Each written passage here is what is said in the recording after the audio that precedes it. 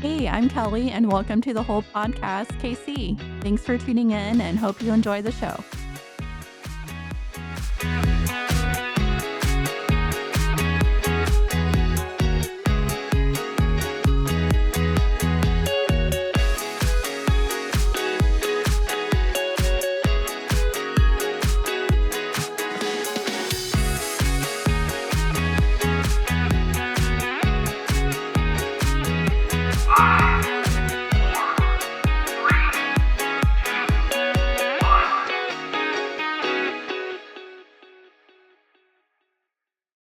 Welcome back, everyone, to the whole podcast, KC. We are interviewing Rachel Watts today, and we are so excited to have her back again. She's actually going to tell us a little bit more about why she's back. So, Rachel, do you want to go ahead and introduce yourself? Yes. So, like you said, my name's Rachel. It feels weird to introduce myself without saying that. And I am back because last time I was here, I got to have an awesome conversation about what I do that I love the most in life, which is triathlon.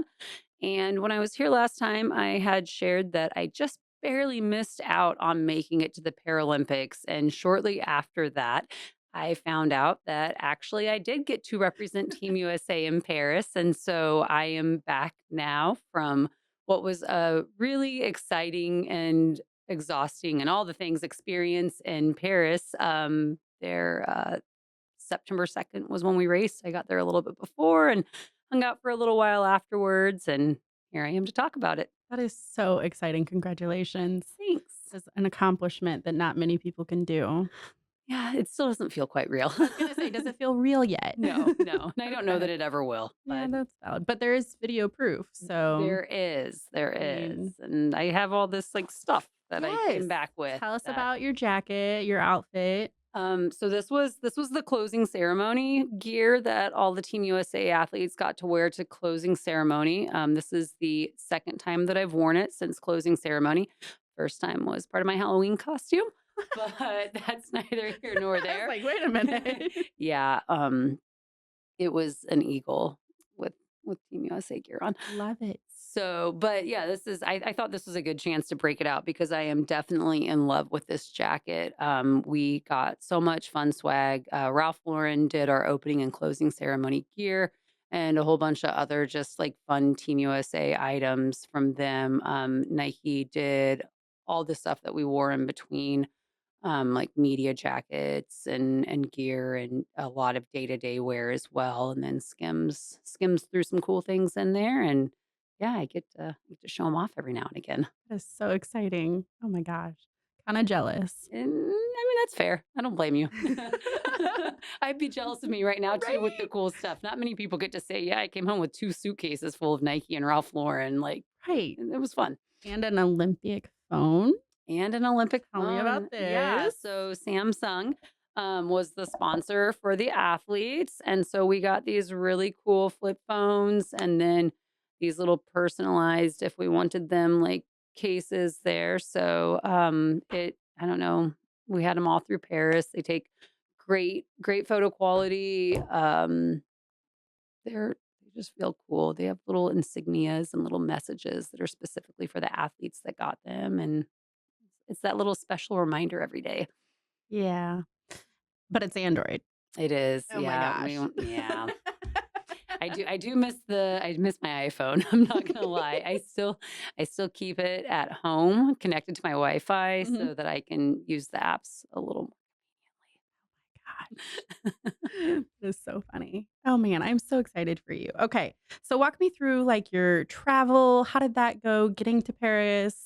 Was it difficult? Yeah, no, this was actually easy. So the road to get to Paris, which is kind of what I chatted about last time I was here, that was not so easy. I had to plan all my international flights, all my international hotel stays, ground transportation, just all the logistics I had to do myself. Paris was a really cool experience. Once I found out I was going, I got a heads up that these were the dates we had to be there. We could stay there through these extra dates if we wanted to. All I had to do was tell them the day I wanted to fly out, the day I wanted to fly home, which airport I was going to use, and then Team USA handled the rest. Delta was the sponsor for Team USA, like the sponsor partner, and they really rolled out the red carpet for us. Whenever we flew there, we got extra baggage allowance. Like we got one extra bag beyond what you would normally get for an international flight, which is great whenever you're traveling with a giant bike bag that definitely counts as a checked bag. And then all the other gear that goes with it with the sport. And they on the way there, they had a special lounge for us. For anyone who did a layover in Atlanta, they had a Paralympian lounge where we were able to actually, like, rest and relax and stretch out those sore muscles, and they had snacks and swag for us there. Once we got to Paris, there was a special customs lane for all athletes from all around the world that we were able to just zoom through, and then representatives from the Paralympic Village where they were waiting, they grabbed all of our bags for us. They just had us confirm that our bags made it, and then the bags went one way.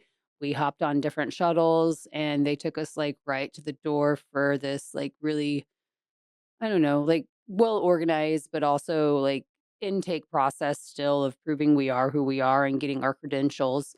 We stayed in the village the whole time, so there was, like, an apartment building that was specifically Team USA athletes, and all of our bags magically showed up there, and it was off to the games, literally. Yeah. Oh my gosh, that is so convenient and, like, nice that you don't have to think about those kind of difficulties, like, Yeah, "What bus am I catching?" You exactly. know? That can I, be scary. in the lead up, I had gone to Japan, and then I came home for a few weeks, and then I went to Italy, France, Wales in the UK, and, Montreal, Quebec, and they were every weekend in a row for 4 weekends that I did that, Mhm.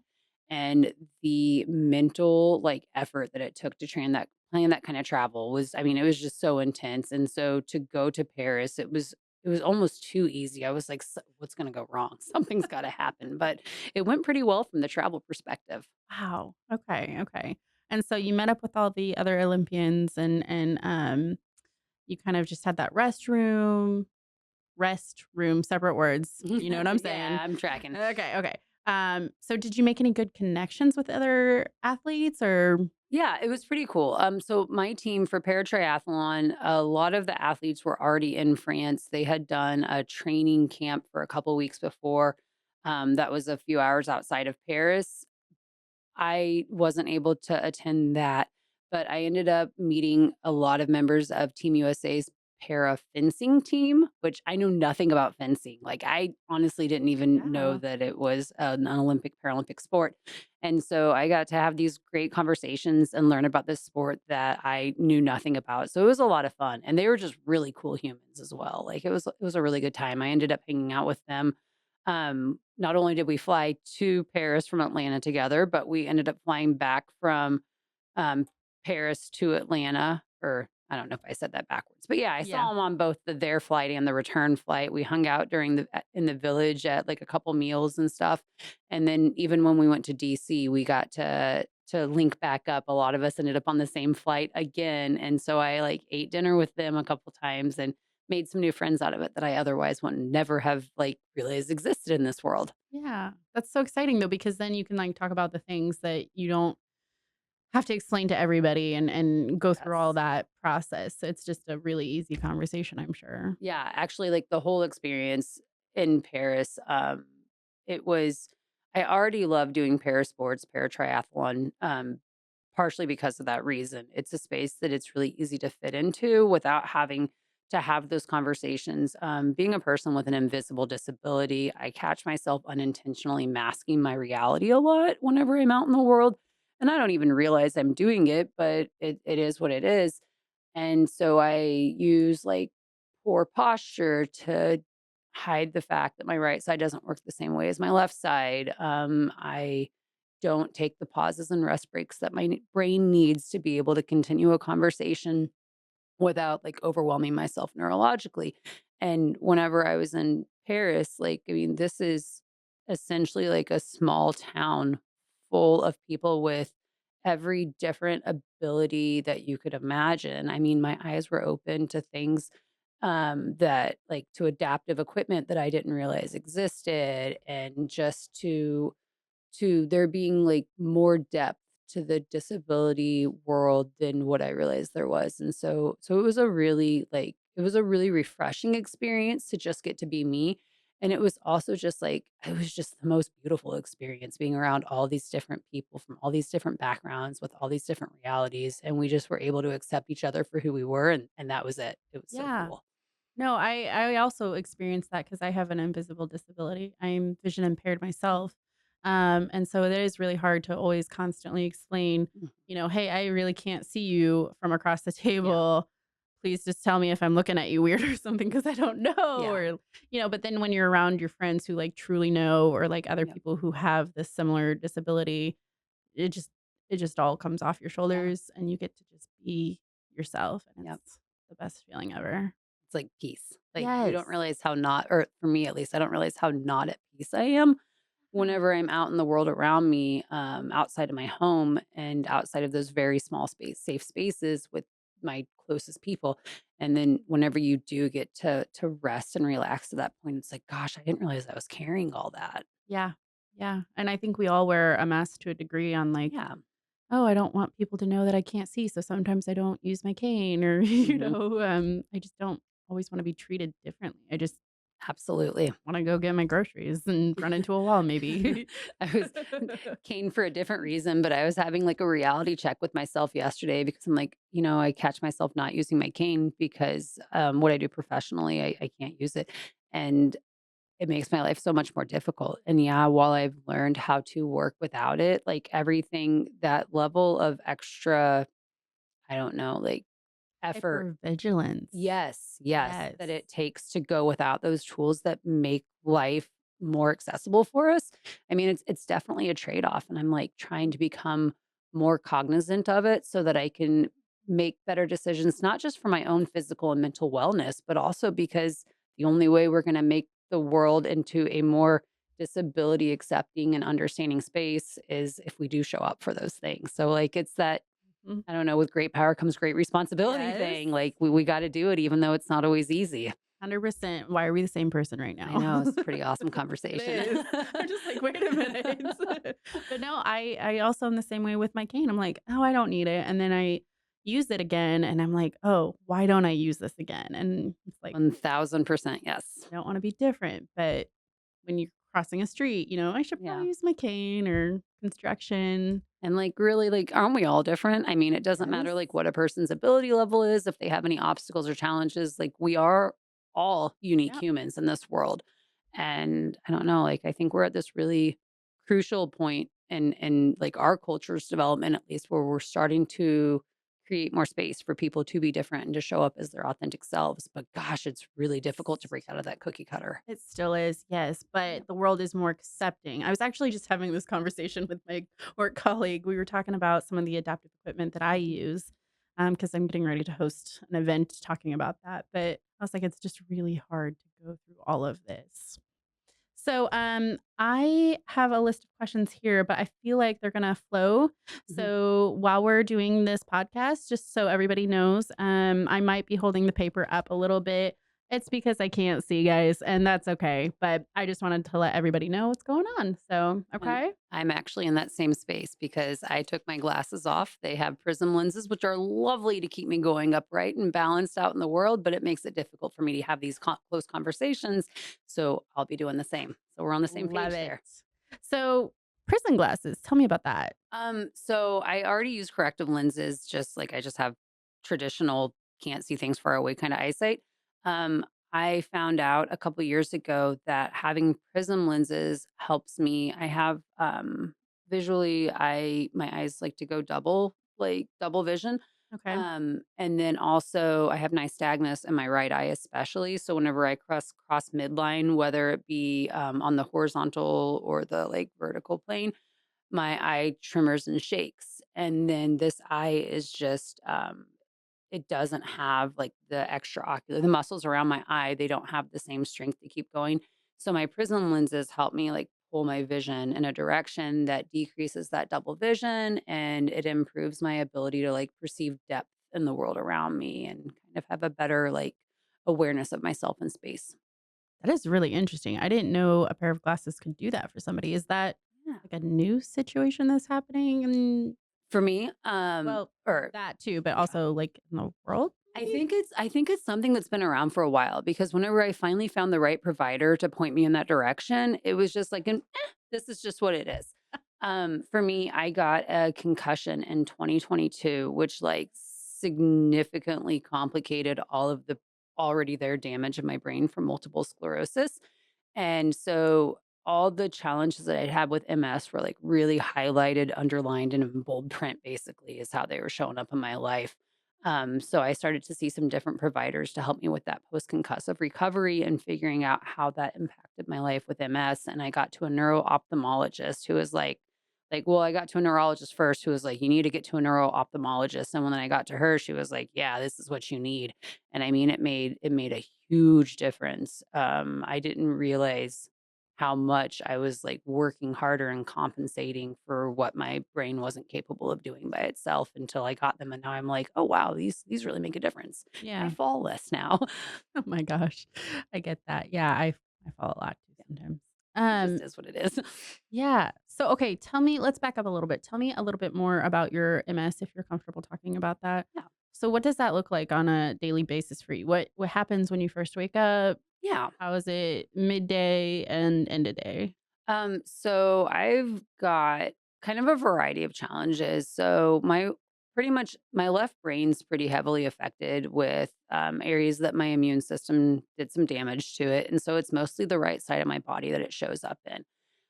Starting the day, I usually have to wake up and do like a really quick like yoga routine or at least some really good intentional stretching to be able to get that right side to relax enough to like just start my day and get going. I take a couple meds to start my day off to help with like wakefulness more than anything. I do have like pretty as my neurologist describes it, she'll say it can be debilitating, fatigue. It'll keep me from being successful in a day if I don't take those medications to help me counteract that fatigue. And then also, it helps with my cognitive function. My cognition gets like slow and foggy pretty easily. My brain just gets tired, and so those medications help me to counteract that, so I can be more successful throughout the day. Um, I've I've learned how to set my home up in a manner where there's a lot less decisions. I get decision fatigue because of all of that. So Mhm. like I have to have my things in the right place. Everything's got a place. If it's not there, it really causes me to have a lot of difficulties. And the more difficulties I have, the more that I start to exhibit the like dysfunction that can occur down my right side. So I'm always tight. But the tightness can move to spasms if usually if my brain gets too overwhelmed, too stressed, too excited, whatever. So you'll start to really see it in my right arm and then also my right quad mostly. I wear AF bilateral, so on both legs I wear AFOs, ankle foot orthotic devices to help me with having my feet in the correct position with my like balance through my steps. And then I do have a cane that I love and a wheelchair that I love, depending on the situations that it's appropriate for. And throughout the day, like I take some more of my meds in the afternoon to make sure I can, especially like my job, I work 12-hour shifts, to make sure that I've got like the energy that I need to make it through to that point. And then once about 7 p.m. hits, like my kids know, mom's almost done for the day, and then they Mm. know that at their bedtime, like, once it's 8:30, if they're up trying to have conversations, trying to, how kids like to fight bedtime, any of Mhm. that, like, they know, like, "Hey, mom's done. Mom cannot mom anymore for the Mhm. day outside of emergencies. It is very important that I prioritize my rest and my downtime." So finding those like breaks throughout the day, I'm stretching all the time. You might catch me with my arm up over my head or something. I don't even realize it because I'm always like trying to counteract that tightness on my right side. And yeah, it just shows up throughout the day, but it's something that over time, like I've really learned how to just incorporate it into my life instead of it being an interruption in my life. Yeah, no, I totally get that because I deal with some similar things, like everything in my home has to be in its exact spot. I have to know where if somebody was like in my home, like this is where it needed to go back and I don't like people messing Absolutely. with my stuff. And Absolutely. so my family jokes, they're like, "We're just gonna come in and move all your furniture, Haley." And I'm Mhm. like, "Oh my gosh." No. Yeah. So, like, I mean, like, visually, I do okay in my space, but I do couch surf a lot. Is it's kind of the term that it gets used. Like, my balance isn't great, and especially I have kids, so they leave stuff on the floor, and if I have to make a Mm, sudden change to my direction because I'm about to trip on a toy or something, mhm, because I don't always have the greatest spatial awareness. It's mhm. why I wear the lenses that I wear, but it still doesn't 100% correct that problem. So like my furniture's got to be where I can grab it. Otherwise, I'm going down. So yeah, I totally get the value Mhm. of having like the furniture in the right place. And Yes. it's cool to have this conversation to hear about how like even though we have different challenges, those challenges still overlap and there's like just so much, I don't know, like it's a congruent reality Yeah. for all sorts of different people. Yeah, no, I was just thinking that. I was like, I would have never assumed that MS had this many connections with vision impairment. And I know that it does have some visual limitations, but I just didn't know to what Yeah. extent. So this is I mean, some really of my, like, greatest friends in my para-triathlon world are visually impaired athletes, and I've never had this kind of conversation with them, and I'm realizing, like, I've probably missed some opportunities to improve my performance as an athlete by not having these conversations with them, so I'm really grateful for this opportunity. It's yeah. probably gonna have a positive impact on my sports career. Hey, look at that. A non-sports Yeah. person helping a sports person. Woo-woo. Love it. Okay, so I had a couple of questions. Yeah. Okay, how old are your kids? And do they fully understand what's going on with mom and Yeah. how this works? And then I'm gonna forget the question, and I think I Mhm. already did, but, oh, you said you work 12-hour Mhm. days. How does that work out? 'Cause I'm done after my 8 hours, so, like, tell me your secret, please. Okay, so the 12-hour one's probably an easier, quicker conversation. So I'm a nurse and I've been used to working 12-hour days. I didn't realize that I already had MS by the time I became a nurse because I got Uh, diagnosed a year and a half or so after I became a registered nurse and started working those 12-hour shifts. But at the time of diagnosis, it was estimated that I probably had MS for 5 to 10 years before, based on the amount of inactive lesions on my brain, like when they did my brain MRI, as well as like once we started to like really go through my health history and all those little things that I go to the doctor for that never came up anywhere. mhm, The neurologist was like, "Yeah, that was probably one of your MS relapses based on the location of lesions in your brain." So, like, I don't know, like, I got used to shouldering through it before I even knew that it was a thing I shouldered through, mhm, and while the days are long, I have had a really, like I'm very comfortable discussing it with my peers and with my supervisors at work, so there's days that I'll 5 PM will hit and I'll be like, you know what? It's really not great for me to walk outside of situations where I have to. I'm going to switch to more desk work. I need you to mhm, switch to this kind of work. I changed my, like my focus, like professional focus to mental health, instead of acute care, like in a hospital world, so that it's not as fast paced and not as demanding. So that helped. And then just it's really just being mindful of like where I use my energy. With me being a mental health professional, there's conversations sometimes that will go in a circle mhm, nonstop whenever I'm working with the consumers. And mhm, I've learned that it is my responsibility to set my boundaries and not use my time in those spaces. So it's been a lot of just me learning how to advocate for myself, mhm, to be able to make it through those days. And while it's been challenging, it's also helped me grow a lot, like professionally and personally. So, it's one of those mhm. things. Um, we also identify in that as well because I also have the mental health background, but standing up for yourself when you're in the mental health field is very hard It is. sometimes, and you have to say no, and no is a full sentence, let's be clear. Period. Period. Maybe like a big period so I could see Yes. it. Exclamation mark, whatever. So, We'll make it highlight. flash. Um, but one thing, that helped me kind of regroup and when I'm working with clients and stuff like that is, I read a book called Boundaries by Dr. Cloud. Oh, I've not Have you heard of this Oh book. my gosh. Okay. So you have to read it and you can get it on audio because that is amazing. Even better, And they Audible while I work out is the way to go. Yes. And, I haven't read it for a while, so do forgive me. I'm not gonna quote anything, promise. But he really walked through, like, this is this kind of person who violates this kind of boundary, and, like, this person is called a bulldozer person. I don't know all the Oh, I but, like, like this. somebody who, like, literally will Mhm, not let you move on and stuff like that, and mhm. so it really was nice to put names to the situations, and so when you're dealing with clients, you get clients from all backgrounds, and you can really understand, like, this culture has this boundary, and it makes more sense. And there's help books, I like so this. Thank you for this you're information. welcome. I'll use this not just for myself and my own advocacy for my needs, but also just to bring it to my peers at work, to the other nurses and Yes, the other techs that I work with, and say like, "Hey, yes, this is what we need to be modeling yes. because everybody needs this information." 100%, 100%. It was really good. I struggled with reading after I dealt with my vision loss. So my vision loss is the loss of central vision. So Okay. like think of this as your central Mhm. vision and this is your peripheral, right?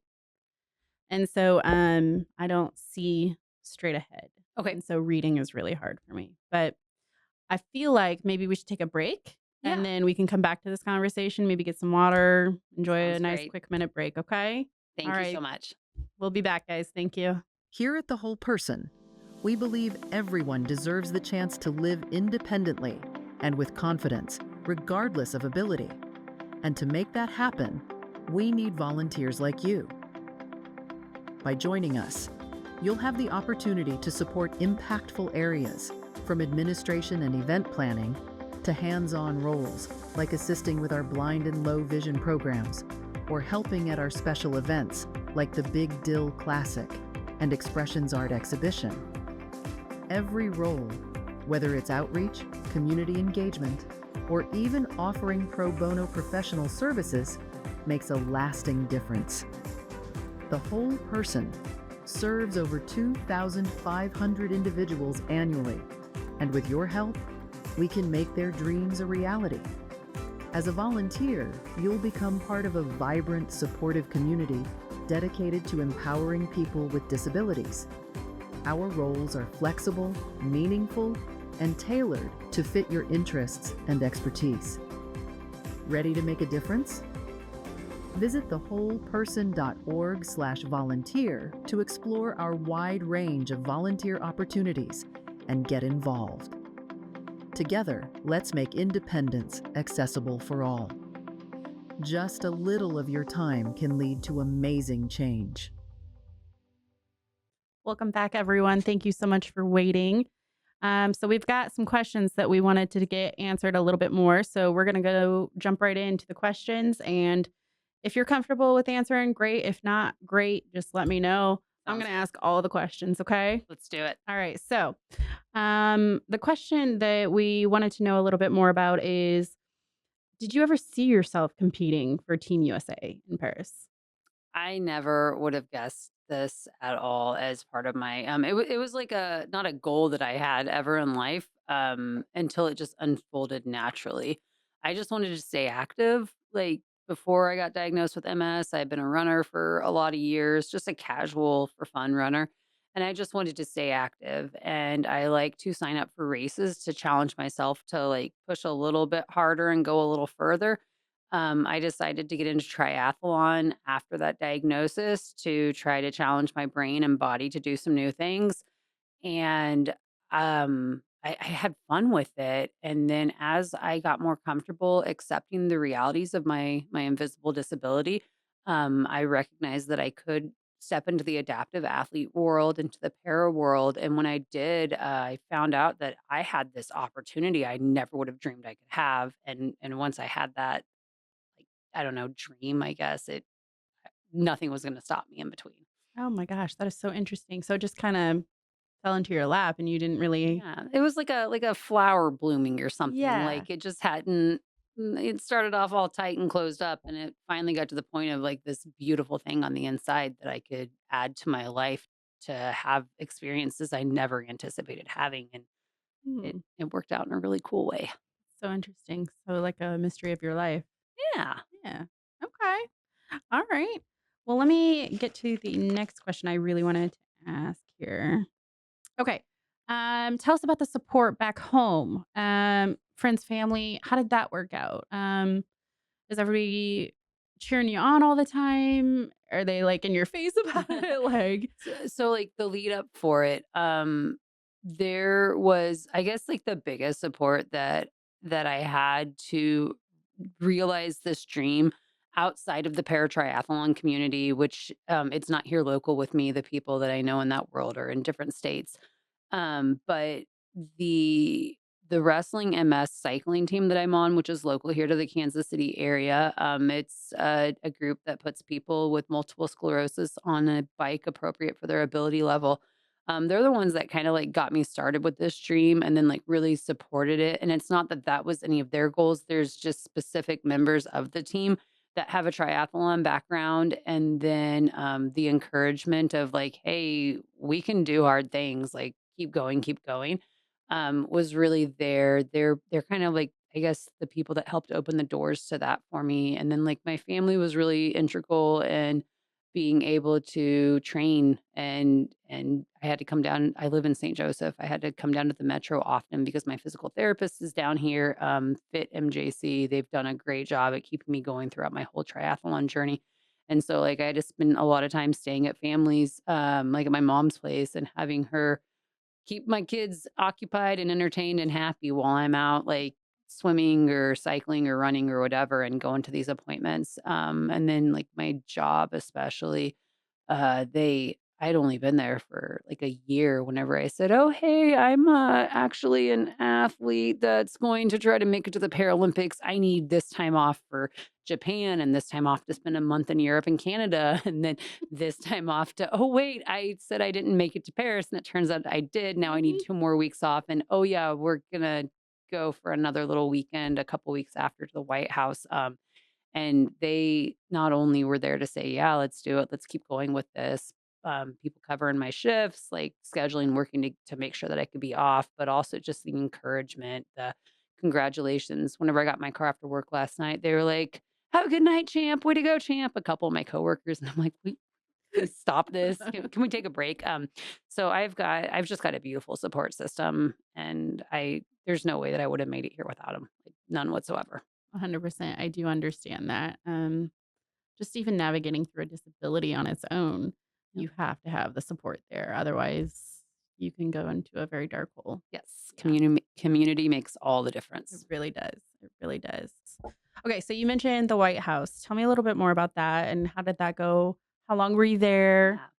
Yeah. It was really cool. So after all the athletes got back from Paris, Olympians and Paralympians, I didn't know this before, but I guess it is a tradition that they get a visit to the White House afterwards. And so it was the last weekend of September into like the first couple days of October. It was Saturday till Tuesday that we went to Washington D.C. Again, I had kind of a cool experience. Delta flew us out there, and I got to run into the fencing team again whenever I flew to D.C. And so I got to hang out with them at the hotel a lot.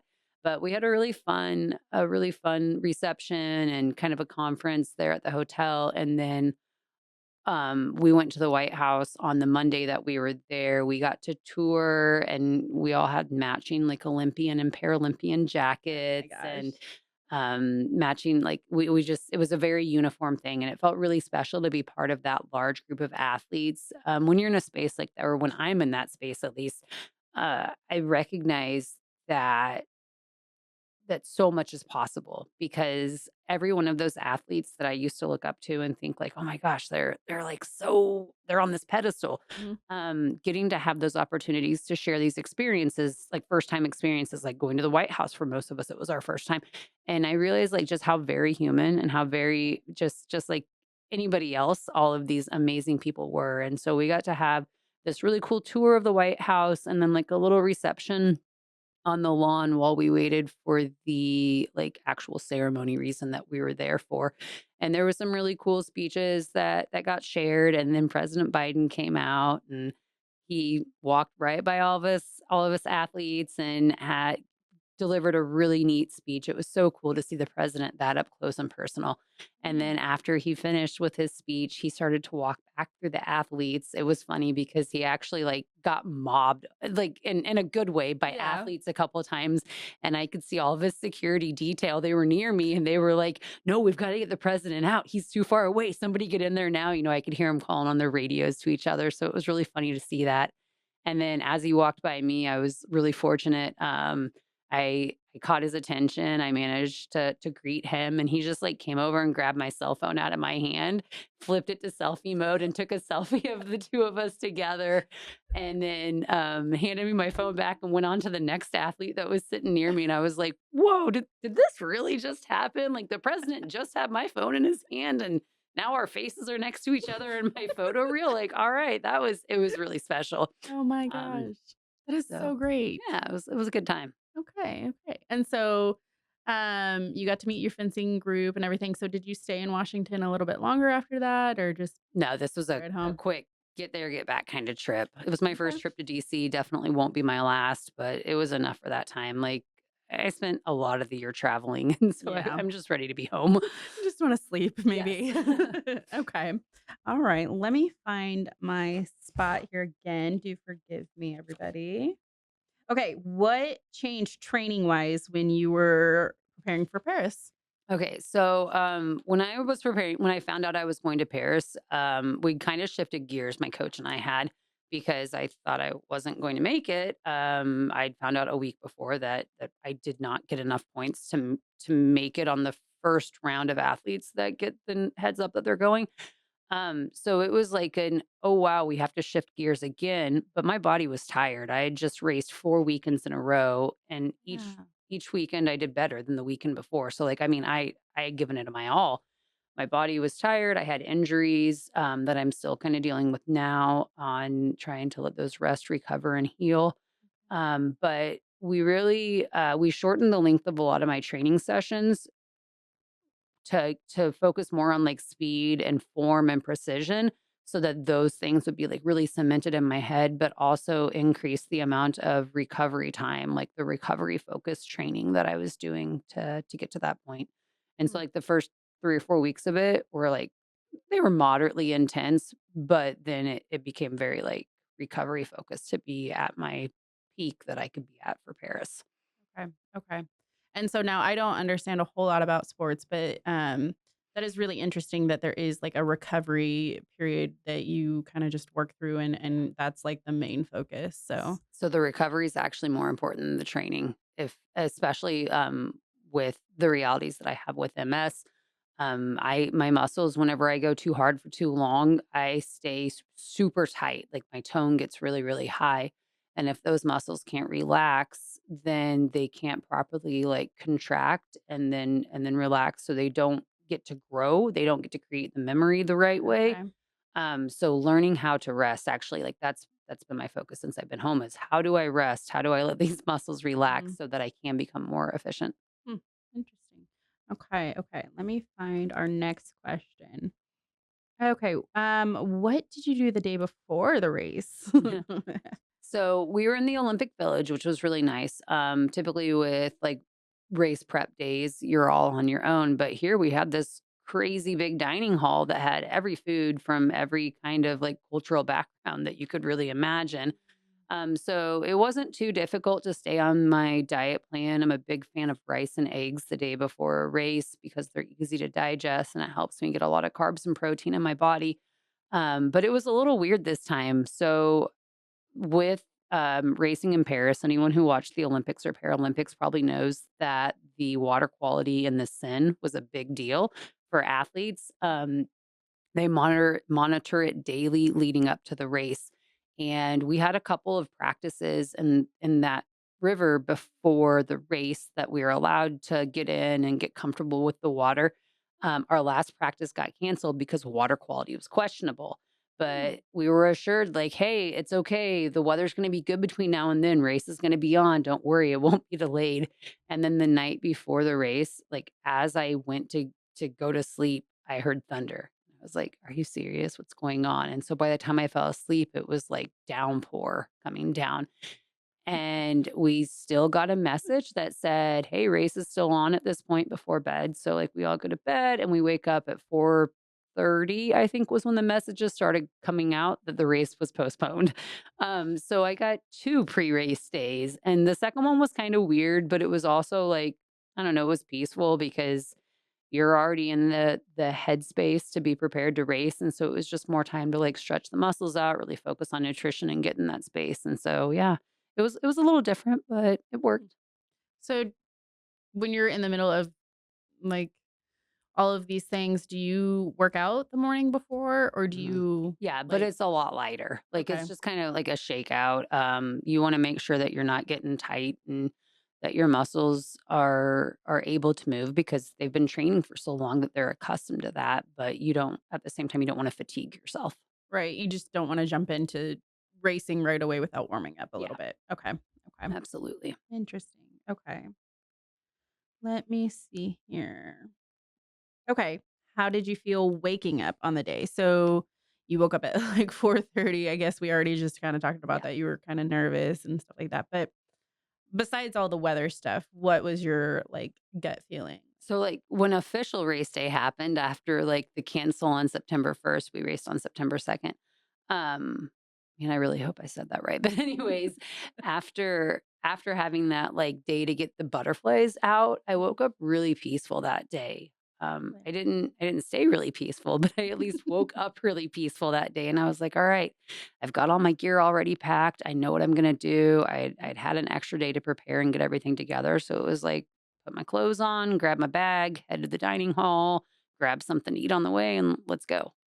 Were you nervous that you knew you were gonna be like recorded and stuff like that? Like, did that make you more nervous? Kind of like being recorded right now, or like So I you just was get really in? fortunate that I'd had these experiences a little bit already Mhm. with seeing video cameras or seeing photographers all around me. So that part I wasn't so nervous about. What I was nervous about and it increased as we went on the bus ride from because the Paralympic Olympic Village was just north of Paris, like, it was in a suburb, and so it took us, like, a good half hour to get to the race location, and during the time that we were driving there, I was reflecting on the fact that I knew I had gotten into this race by the skin of my teeth and that I was the slowest person that was going out there. And in addition to that, I was like racing up in classification. So I'm classified as a PTS 3, and they didn't have a PTS 3 race this year, which is why there was only 5 spots for PTS 3s. We raced with the PTS 4s. And so, like, I went into this knowing very well that the best hope I could have was being second to last. And that awareness, especially being a member of Team USA, which was like they took 8 medals home. I mean, we crushed it in para triathlon. Not I mean, we crushed it in all the sports, but especially in para triathlon. That was whenever the nerves really set in. Like, once I saw the Eiffel Tower, I was like, "Oh gosh, we're getting close to the start line.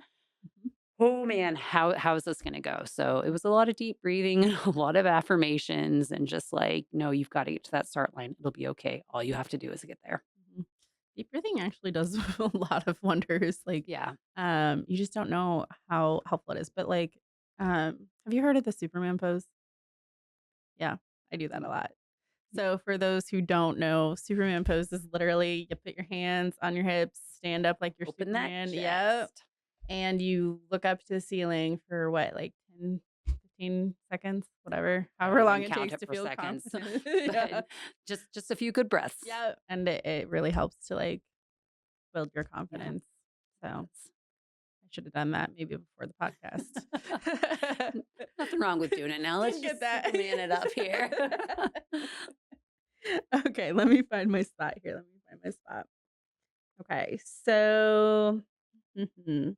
Okay, yeah, let's talk about, like, each part of your event, of each, like, section of it. I don't think I said that right, but just walk us through each event. Okay, so I do triathlon, which Mhm. means we swim and then we bike and then we run. Right. And in between swimming and biking and in between biking and running, there's a period of a couple minutes called transition, in Okay. which like you've got different gear that you have to wear for the different like Mhm. thing that you're doing. Mhm. So on race day, women's PTS 4, which is the race I was racing, we were the last race to go. Everybody else, so all the wheelchair athletes, all the visually impaired athletes, and then all the other different classifications of the ambulatory athletes had already started and got going. So it was really cool as I was walking down to like get ready to set up my transition because it's like you have to have your specific equipment pieces in the right spot or else it causes things to be chaotic and you waste time. So as I'm walking down with all my gear, I got to see one of my teammates, Haley Dans. She is a PTS2 athlete and she took first place. I got to like watch it happen, like watch her come through. So it was a really exciting moment. But then from that point, like, you go and you set your stuff up, and this was a split transition, meaning, like, we had 2 separate areas. Coming out of the water, we had an area to get our bike stuff on and take our swim stuff off, but then our bike ended in a different location, and so we had to set up a location where we would take our bike stuff off and put our run stuff on. Okay. So you set your transition up, and then you do your warm up, your stretching, your movements to get your muscles ready to go. You get your wetsuit on. This was a wetsuit legal swim. And then we sit on the dock waiting for the race to start. This was an uncommon race start. Usually for para athletes in triathlon, we do a deep water start, meaning that we are all in the water when the horn goes off. In this race, because of the current in the river, we started on the dock from a seated position so that it's like for whatever limb differences, whatever ability differences, like it's a fairly equal playing field and then we, like, dove into the water from a seated position, which when you're wearing goggles and the river has a current and other Yeah. people are doing the same thing around you, not ideal. Like, it was really rough. Okay. Um, so yeah, I'm not sure if it was from the getting in the water part or from people kicking me in the face, but my goggles like came unsealed. And so I had water in Oh, my no. goggles as I'm taking off swimming. But it's okay because like the current was good enough that I was able to like pause and handle that. Yeah. The swim though, it was, I mean, I will say it to anyone who asks, it was a soul crushing experience because you start off going downstream and in this race in the river and you're like, "Yeah, I'm going super fast." But then it's time to cut straight left, like a Okay. 90-degree from buoy to buoy. But you don't swim at a 90-degree angle because if you do that, this current's pushing hard enough that you're gonna end up 20 or 30 yards down the river. Okay. Okay. So you swim at like a 35 to 45-degree angle so that you can hopefully still hit that second buoy without being too far past it. But once you get to the second buoy, like it's not over. Sure, you've seen the buoy, but now you still have to get to the wall because the current is slowest whenever you're near the side of the river. And this river's got like a retaining wall. So the goal was to get to the wall and to keep your arm scraping the wall the whole time, Okay. so that you can swim back upstream. Oh, Totally against that current. okay. Okay. So yeah, 2/3 of the swim was extremely challenging, and it was exhausting, but, I got through it, I got done. At one point, I remember being under the bridge and seeing the same fish sitting in the same spot. It was a catfish that was not very far from where my because the water's really shallow there, and, like, I'm reaching forward and I'm not going anywhere. The catfish is still right there below me, and I was like, "Oh gosh, I'm gonna get pulled from this race course. Oh I my can't even make god. it through." Just because the current was so high in that spot. But I did make it through. I made it out of the water eventually. Go get on my bike. I nailed transition. I was really Okay. happy with that. Even though I was the last person out of the water, I was like, "Hey, I'm really good at the bike. It's okay. I'm going to make up for lost time." Mhm. And I was. My first lap and a half, I was like just crushing it.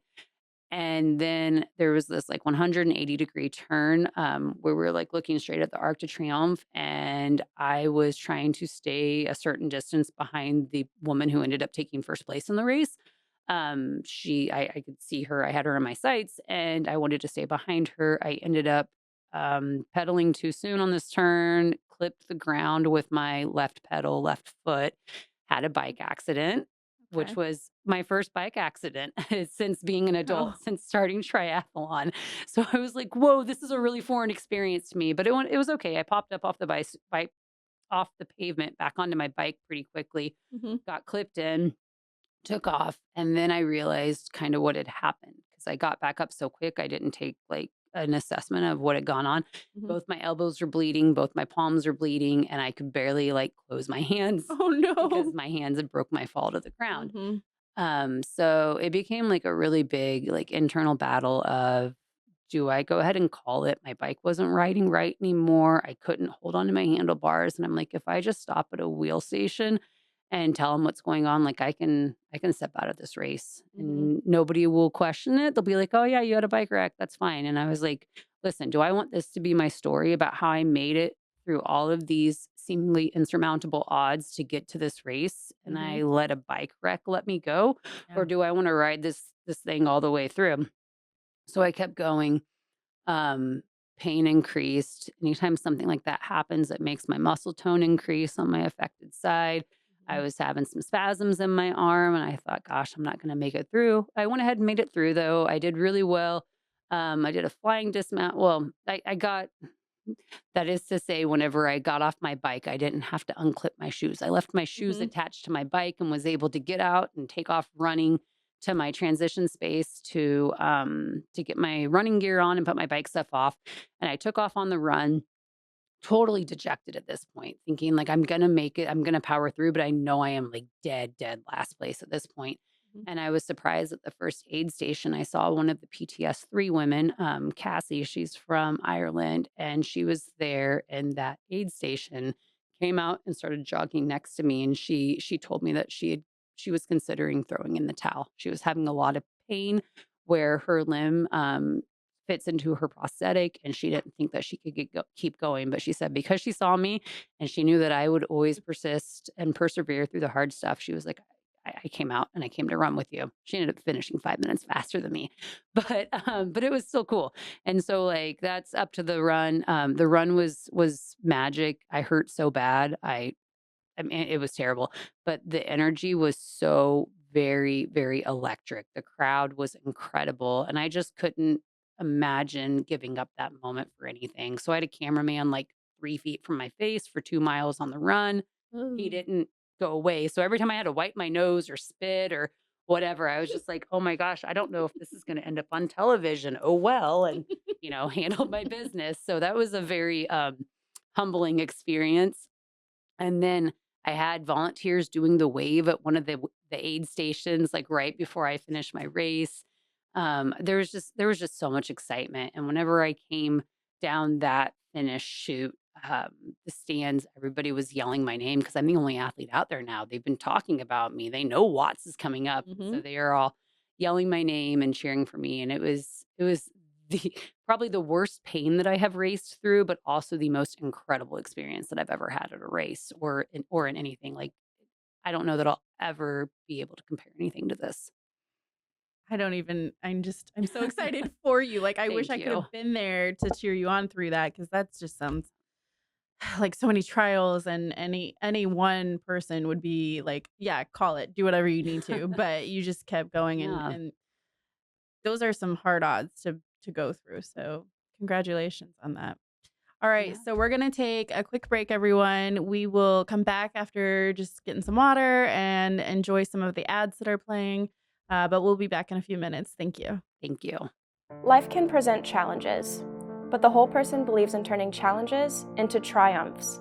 Our staff is trained to provide compassionate, personalized care that enhances the lives of our consumers, enabling them to live independently and with dignity. The whole person believes in the power of human connection. Our staff extends their reach into vibrant communities, fostering connections and creating moments of joy for every consumer we serve. Whether that's through peer support groups, adaptive sports, employment services, or non-emergency medical transportation, our staff provides exceptional care and become trusted companions and confidants. Your donation will help us continue to expand our programs and services to help people with disabilities remain independent and living in their home. Consider giving a gift today. Thank you.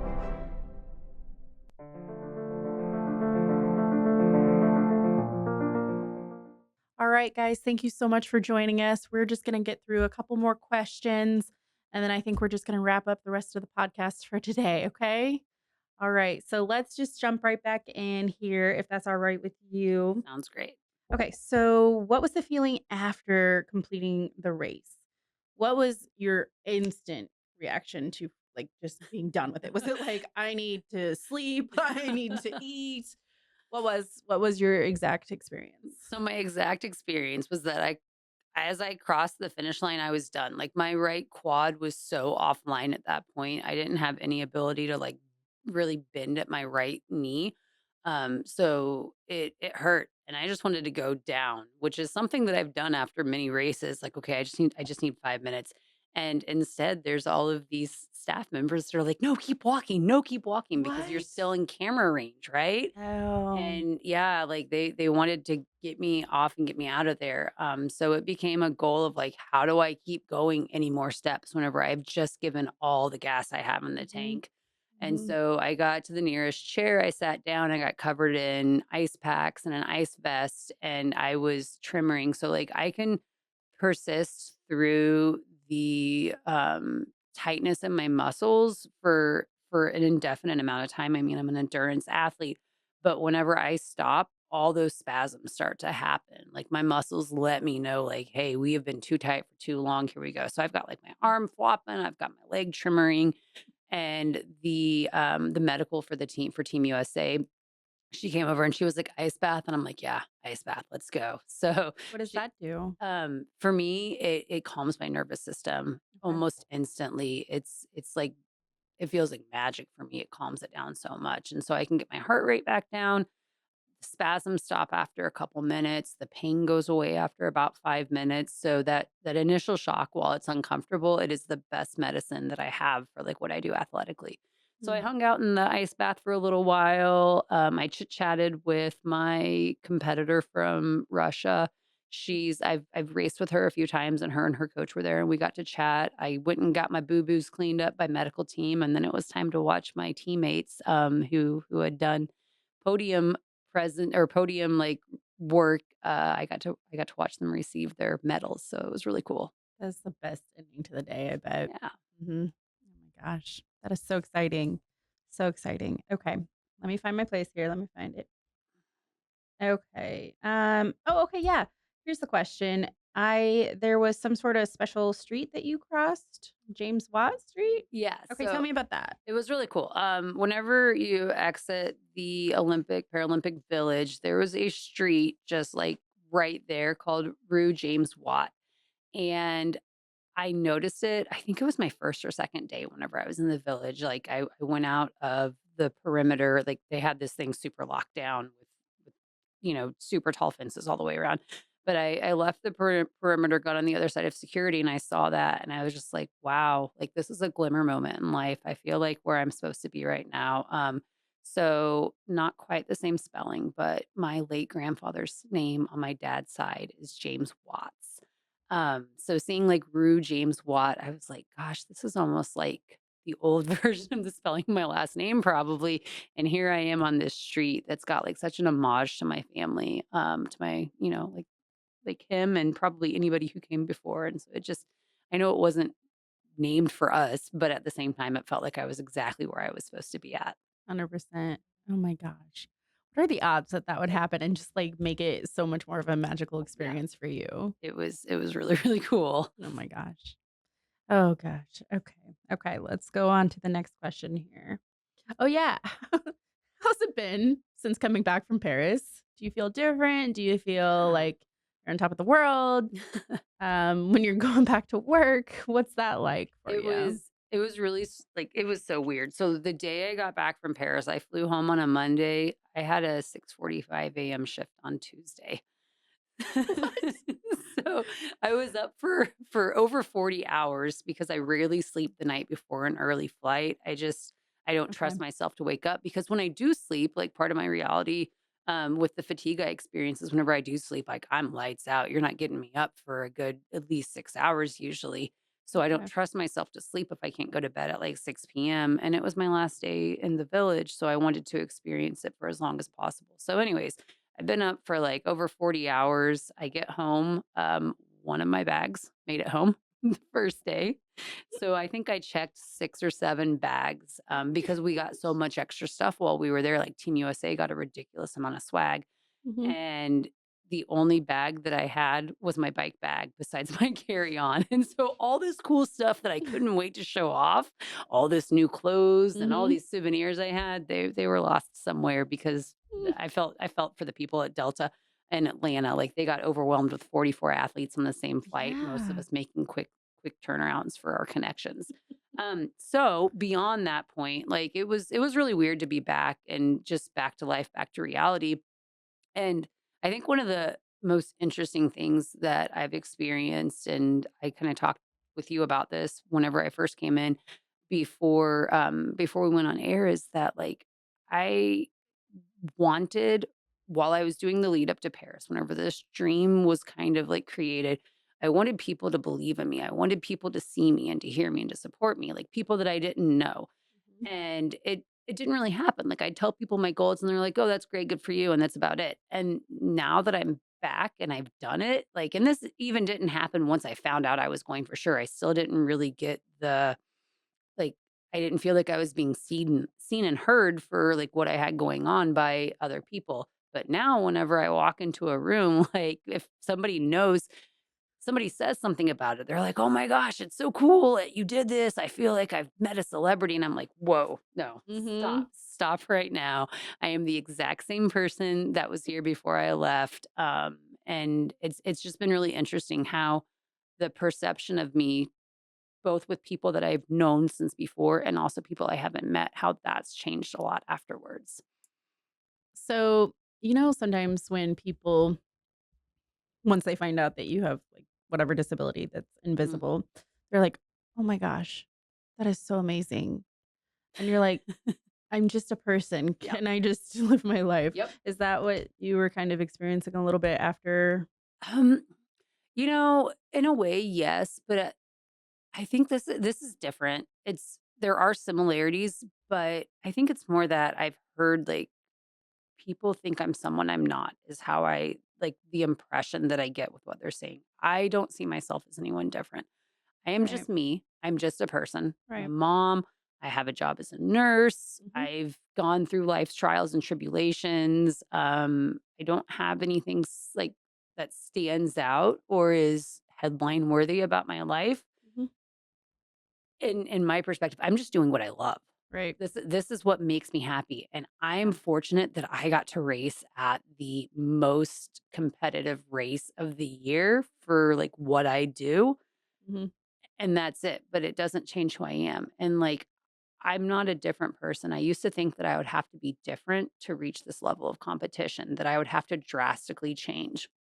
Okay. And it turns out I didn't. And it turns out all the people that I've met, they're just people. They're just like anybody else, right? We're all just humans doing this human thing. Mhm. And I think the thing that just sets us apart is like we're doing what we love and we are dedicating a significant portion of our energy, like, and our resources of time, our resources of like actual money, of all that kind of stuff to do what we love. But it doesn't change us from being anybody else who does what they love in life. We're just still people Yeah. and No, well anybody could said. do it. Well said. Okay. That's so interesting, though. Yeah. Okay. All right, let me find the next question here. Okay. Do you plan on racing in LA for 2028? Los Angeles? That is my goal. So actually, like if you check my Instagram, I just made a post about that today about how it's my BSG, my big scary goal. And I haven't really talked about it a lot since I've been back because I just finished last, right?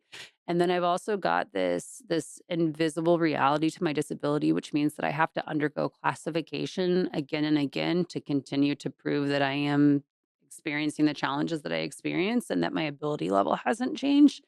So it's really been intimidating to discuss it, but I am at a place now where I'm comfortable discussing it. And yes, absolutely, it's my goal for LA 2028. 1,000% yes.